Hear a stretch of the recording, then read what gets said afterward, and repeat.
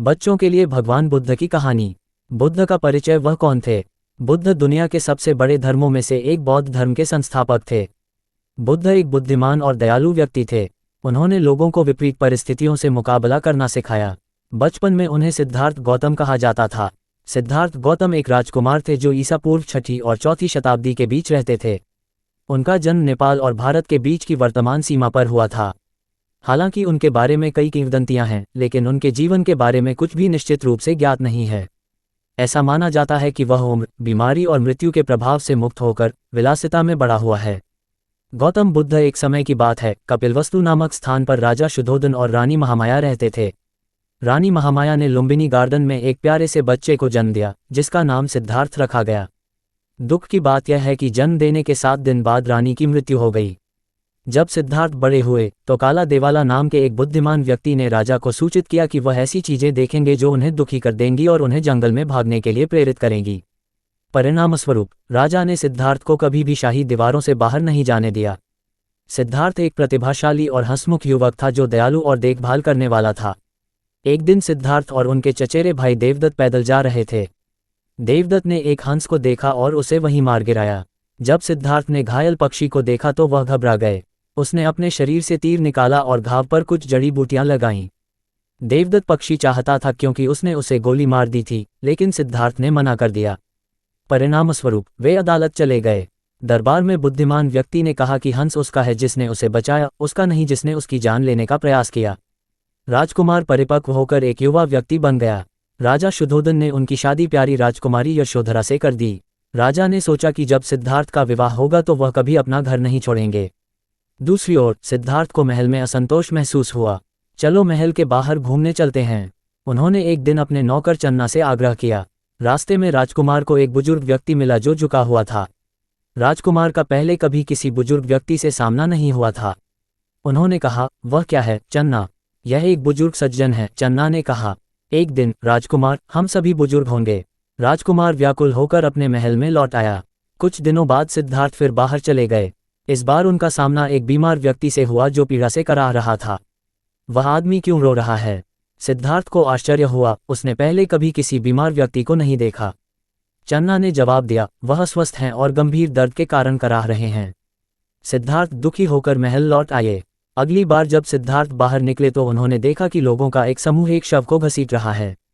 एक दिन हम सब मर जाएंगे, चन्ना ने सिद्धार्थ को समझाते हुए कहा कि वह एक मृत व्यक्ति को देख रहे हैं। सिद्धार्थ जानते थे कि उनके पिता ने उन्हें इन खतरों से सुरक्षित रखने के लिए महल में रखा था। क्या हम सभी को बूढ़ा, बीमार और मरना होगा? उसे मन ही मन आश्चर्य हुआ। क्या कोई अन्य विकल्प नहीं दिखता? सिद्धार्थ एक बार फिर चले गए। इस बार उसने एक आदमी को देखा जिसका सिर मुंडा हुआ था, नारंगी वस्त्र थे और उसके हाथ में एक कटोरा था।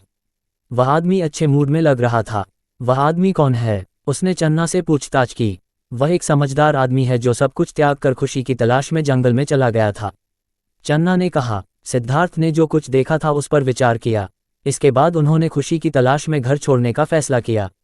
इसलिए एक रात जब उनकी पत्नी और पुत्र राहुल सो रहे थे, सिद्धार्थ चुपचाप अपने समर्पित सेवक चन्ना के साथ महल से चले गए। वे अनोमा नदी तक पहुंचने तक साथ साथ चले। सिद्धार्थ ने वहां अपने शाही वस्त्र उतार दिए। उन्होंने चन्ना को महल में लौटने के लिए अपने कपड़े और अपना घोड़ा सौंप दिया। फिर उसने नारंगी रंग का वस्त्र पहना, अपने लंबे बाल मुंडवाए और एक कटोरा पकड़कर बाहर चला गया। क्या आप खुशी का रास्ता जानते हैं? सिद्धार्थ ने मिलने वाले प्रत्येक व्यक्ति से पूछताछ की। हालांकि कोई भी उसे बता नहीं सका।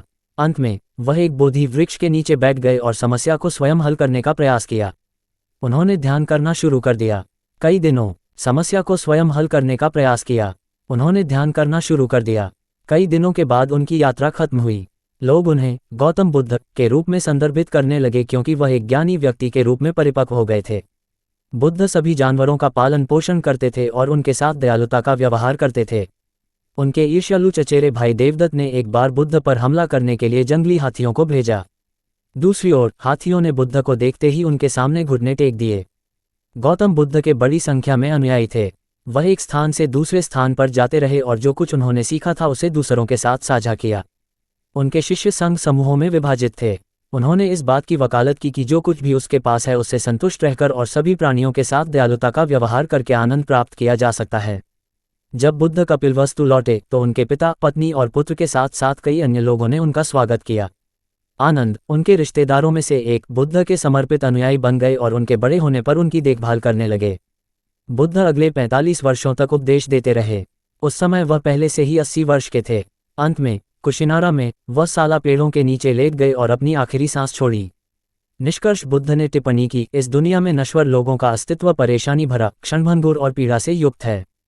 क्योंकि जो लोग पैदा हुए हैं उनके लिए मरने से बचने का कोई रास्ता नहीं है। मृत्यु प्रत्येक जीवित प्राणी के लिए उम्र के साथ आती है।